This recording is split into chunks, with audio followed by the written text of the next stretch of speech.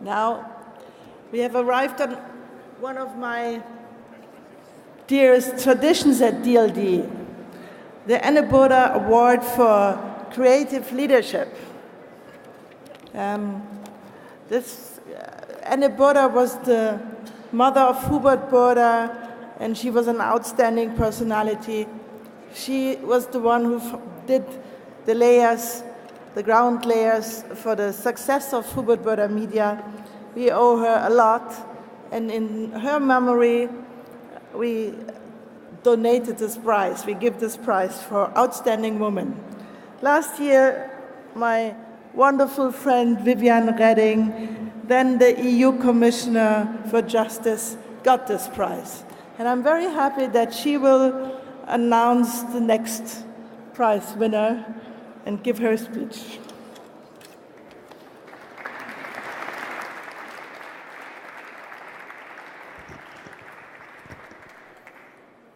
Ladies and gentlemen, dear friends, the Aenne Burda Prize comes in a row of fantastic women. Marissa Mayer, Catherine Fake, Martha Stewart, Esther Tyson, Mitchell Baker, Nathalie Massenet, Ariana Huffington, Sada Dahid. The Aenne Burda Prize is named after an extraordinary woman. A woman of beauty, of courage, and of innovation.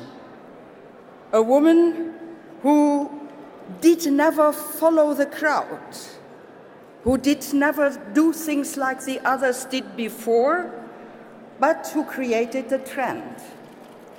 When after the Second World War, the women didn't have enough money in order to buy clothes, and there were no shops which offered clothes, well, she created the pattern so that women, could be beautiful, could create their own clothes at a minimum price. And then there was a time when she thought, I have to expand my business. That was the time of the Iron Curtain. Well, the Iron Curtain did not stop Aenne Burda. She developed her business in Russia, and she became the first Western magazine published in the Soviet Union. That made Hans-Dietrich Genscher say, she achieved more than 3 ambassadors before.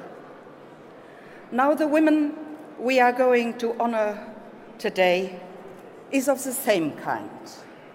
She also achieved more than many ambassadors altogether. She comes from the university. She's a scholar, she's a researcher. She has an outstanding academic career.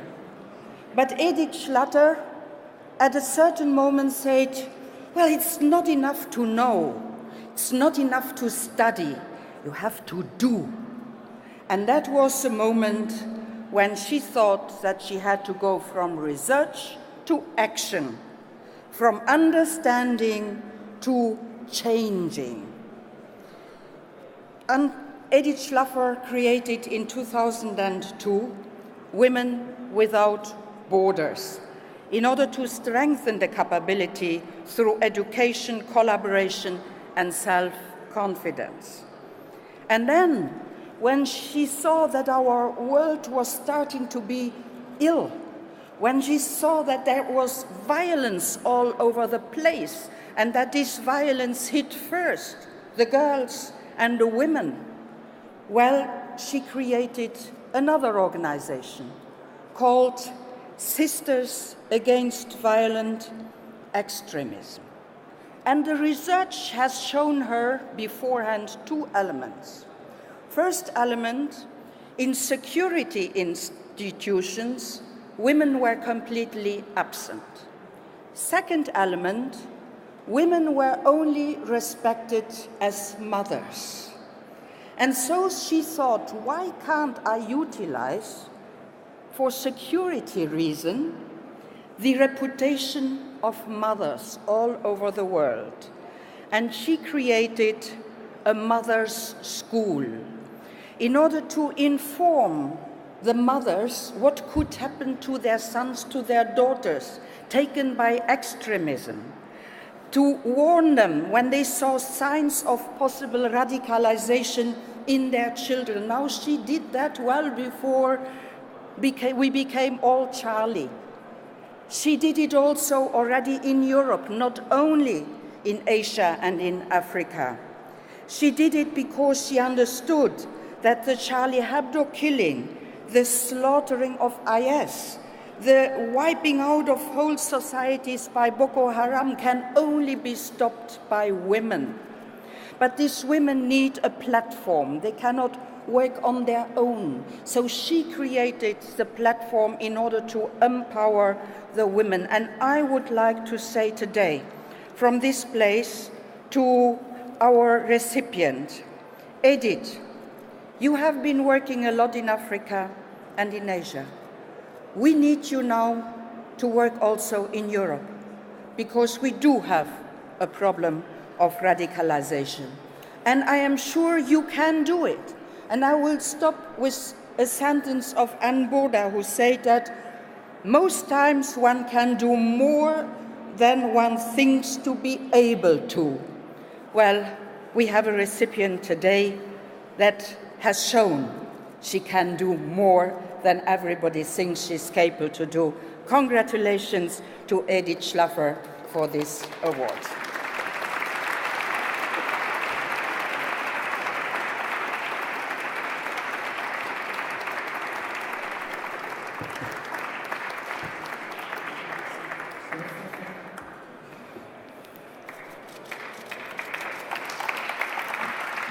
Thank you very much.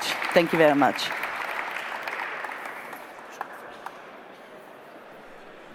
It's a little bit high now.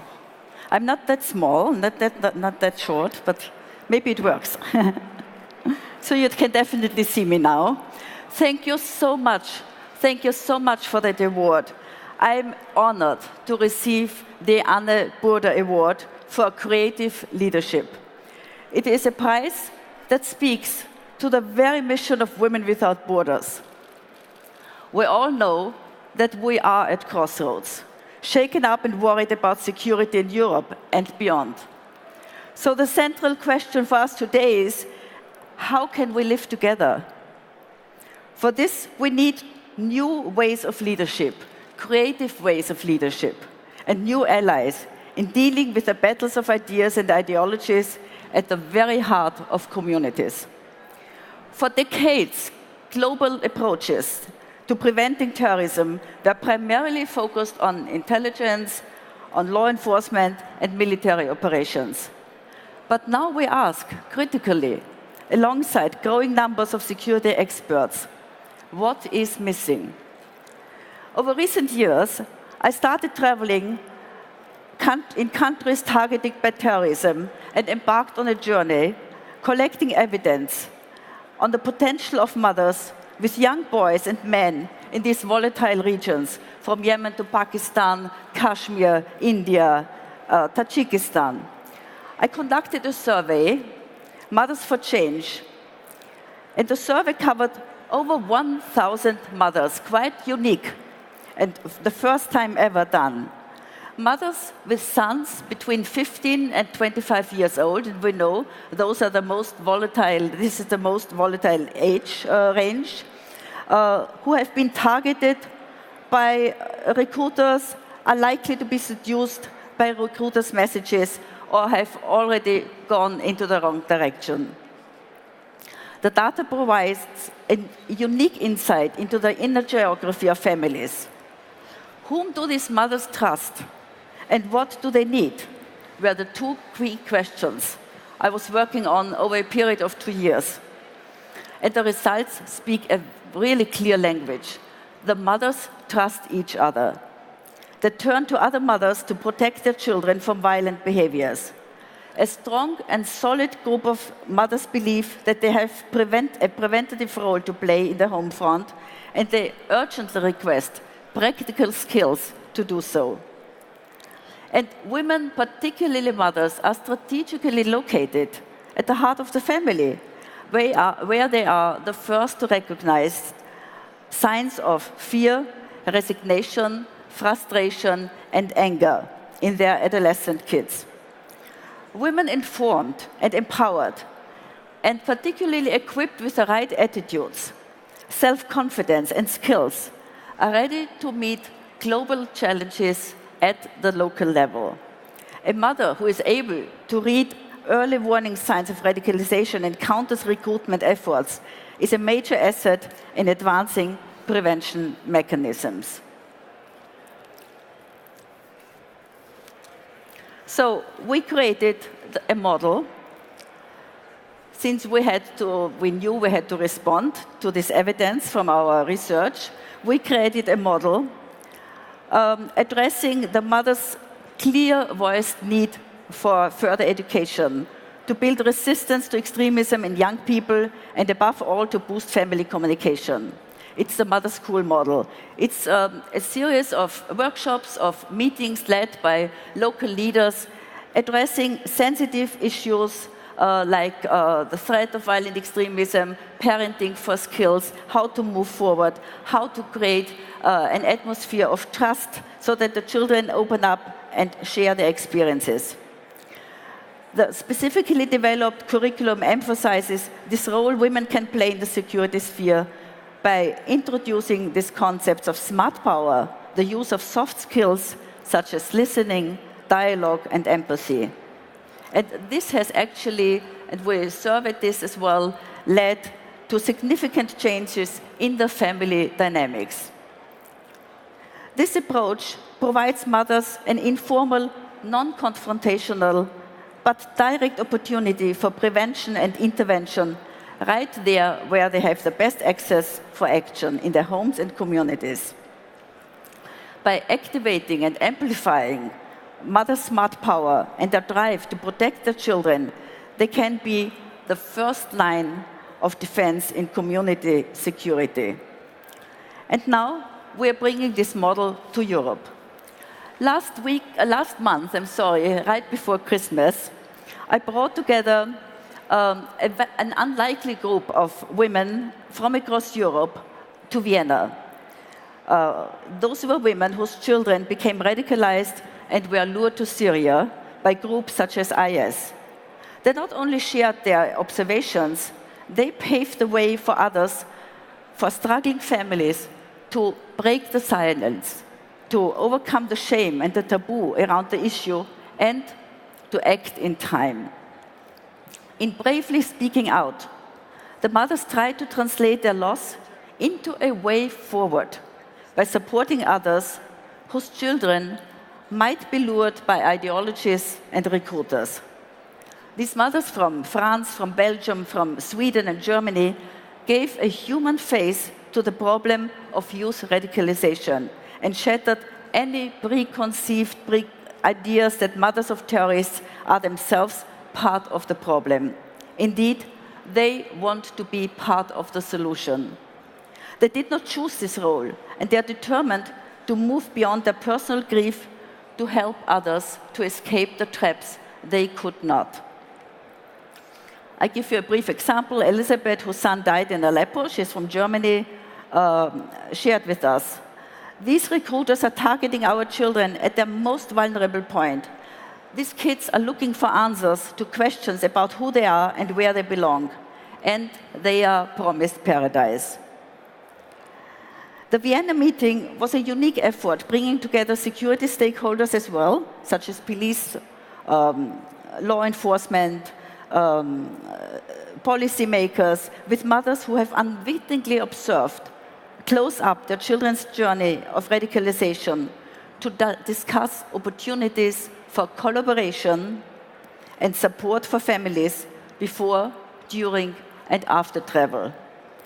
Mothers are frequently the only ones in touch with a son or daughter who has departed, and as such are the only remaining thread for their former lives.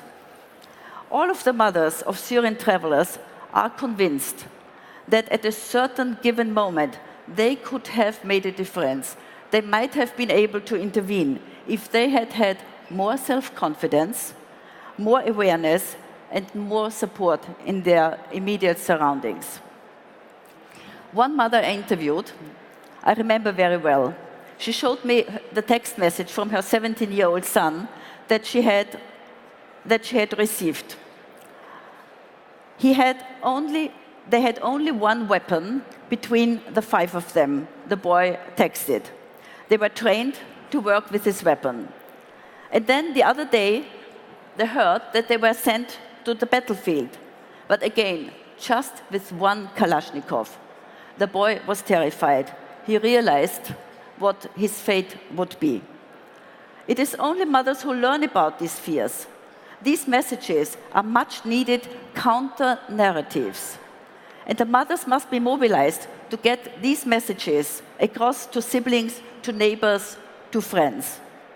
In our conversations, we've learned that many girls become pregnant only after 5-6 months and suffer from depression because they feel exploited. The silence of those affected must be broken. Their voices need to reach those for whom it is not too late yet. We have to shape campaigns to amplify these voices and reach out to the children in our communities, to the young men and women who might be targeted and recruited next. So, the inclusion of women's voices and experiences, a thus far widely neglected source of valuable intelligence, will facilitate the building of a new security architecture, redirected to the community level. And I think this is an underexplored and unrecognized source of counter-radicalization intervention. With mothers as a group of so far invisible players, becoming allies, safeguarding our families, and strengthening community cohesion, women are the missing building blocks in a new security architecture. Thank you so much. And now you will see some of the women we brought together in Vienna to have a feel for the situation and their ambitions. Thank you very much.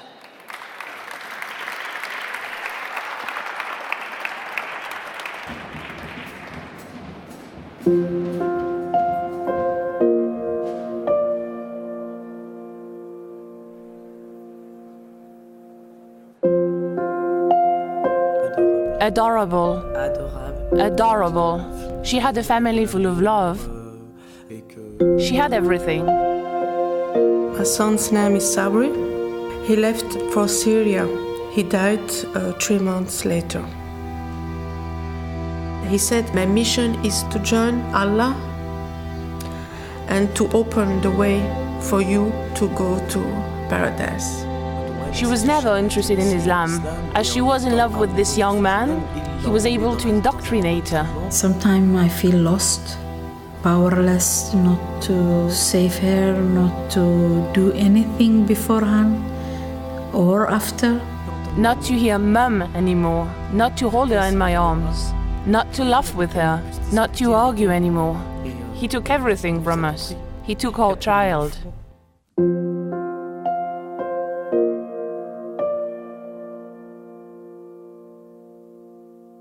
It's important to know that we are not alone.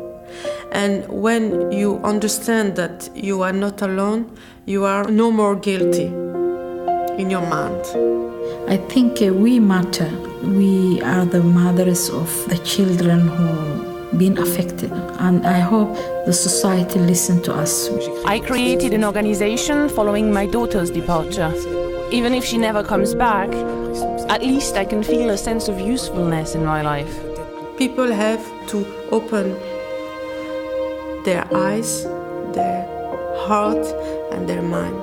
We are the ambassador of this situation now. It's a daily fight, but we can't give up. One day or another, this has to stop.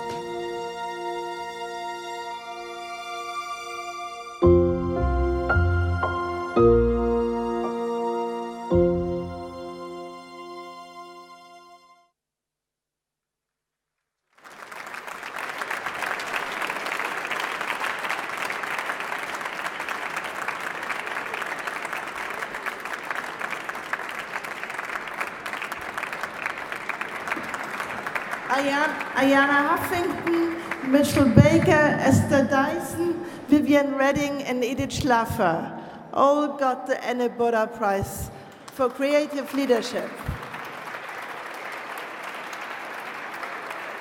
Hubert, come on stage. Come. It's your mother. Come. It's your mother we are honoring.